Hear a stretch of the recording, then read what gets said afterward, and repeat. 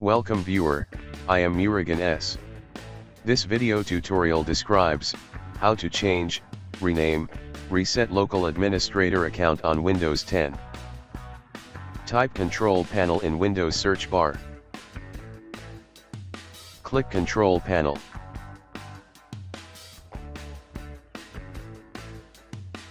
Click User Accounts.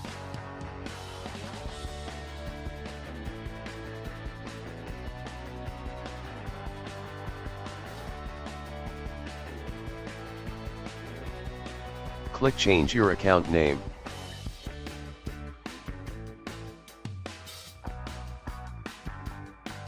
Type new name.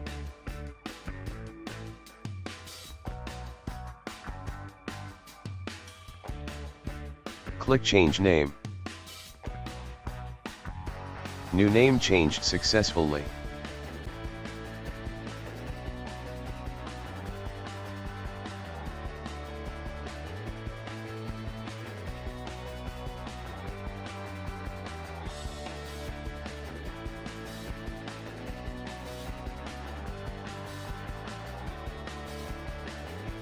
Thanks for watching.